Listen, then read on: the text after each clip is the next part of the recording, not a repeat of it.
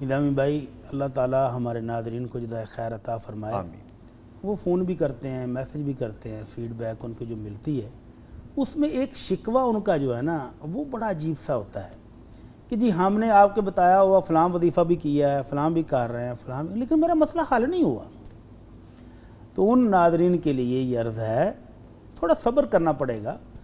تو اللہ کے نبی صلی اللہ علیہ وسلم کی گارنٹی ہے کہ جب آپ اپنے مالک سے، خالق سے مانگتے ہو تو وہ عنایت ضرور کرتا ہے. البتہ اس کے انداز ہیں عنایت کرنے کے، کبھی فوری، کبھی اپنے ہاں ثواب ذخیرہ کر لیتا ہے، کبھی کوئی آفت ٹال دیتا ہے، ہمیں پتہ بھی نہیں چلتا. تو یہ نہ سمجھیں کہ آپ کی محنت رائے گاں گئی ہے. محنت آپ کی کہیں نہ کہیں کام آ چکی ہے. البتہ جو چیز آپ کو مطلوب ہے وہ پہلے آپ دیکھیں نا کہ آپ کا اس مالک کے ساتھ تعلق کیسا ہے.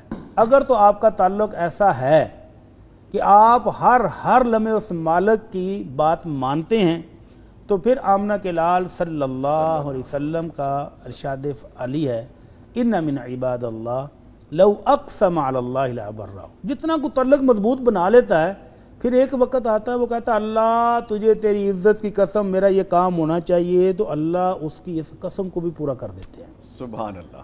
تو جس کو یہ شکوہ ہو کہ میری وہ مراد پوری نہیں ہو رہی باوجود وظائف کرنے کے، دعائیں کرنے کے، قبولیت نہیں ہو رہی، تو پہلے وہ اپنا تعلق ذرا چیک کر لے کہ وہ کس لیول پر ہے.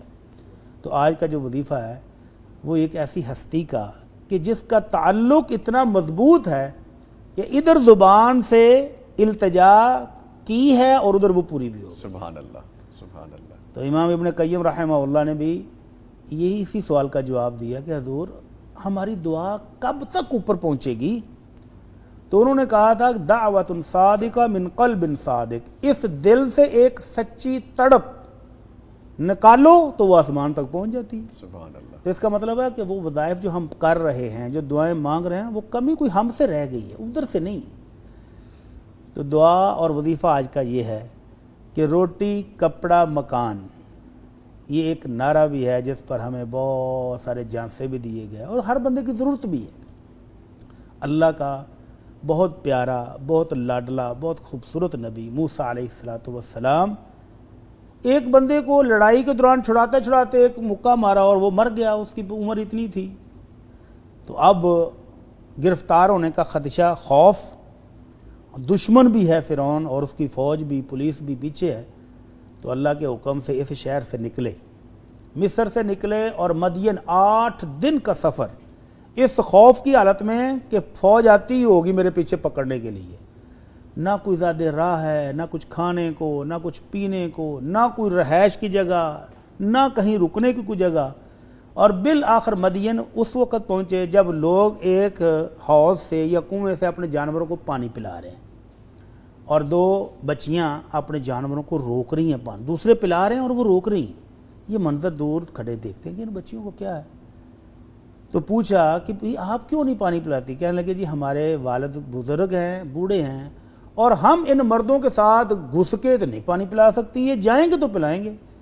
تو موسیٰ علیہ السلام کو ترس آیا ان پر اور ان بچیوں کے جانوروں کو خود پانی پلا دیا. اللہ. یہ بچیاں گھر چلی گئیں. جی. تو موسیٰ علیہ السلام پیچھے درخت کے سائے میں بیٹھ گئے. اب کیا چاہیے؟ خوف سے امن، کھانے کے لیے کھانا، پینے کے لیے پانی اور رہائش، یعنی روٹی کپڑا مکان سب کچھ چاہیے. تو 8 دن کا تھکا ہوا مسافر، خوف زدہ بھی ہے، ڈرا ہوا بھی ہے، اور اپنے رب سے التجا کی اور تعلق مضبوط ہے نا. تو زبان سے صرف اتنا لکھنا، ربی انی لما انزلت الی من خیر فقیر، اے اللہ تو مجھے جو بھی نعمت عطا فرمائے میں تیرے در کا سوالی ہوں، میں تیرے در کا فقیر ہوں. اللہ مجھے چاہیے، کیا کیا چاہیے؟ خوف سے امن چاہیے، روٹی کھانے کے لیے چاہیے، پانی پینے کے لیے چاہیے، اور رہائش کے لیے جگہ بھی چاہیے. تو ابھی یہ دعا کر کے ہٹے تھے تو ان بچیوں میں سے ایک واپس آ گئی اور آ کر کہتی ہے کہ بھائی صاحب آ جائیں، میرے والد صاحب آپ کو بلا رہے ہیں اور جو آپ نے ہمارے ساتھ احسان کیا ہے اس کی اجرت لے لیں.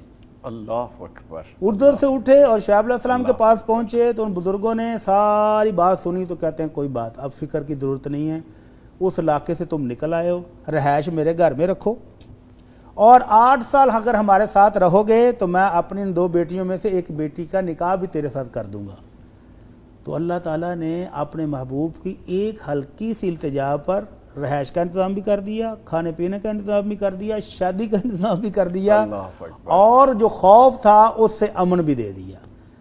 تو اس وظیفے کو، جس کو روٹی کپڑا مکان چاہیے ہو، اپنی دعاؤں میں اس کو شامل کر رہے ہیں۔ رب انی لما انزلت الی من خیر فقیر، اس ایمان اور یقین کے ساتھ کہ میری یہ تڑپ آسمانوں تک جائے گی اور قبول بھی ہوگی اور مجھے اللہ عطا بھی فرمائے گا۔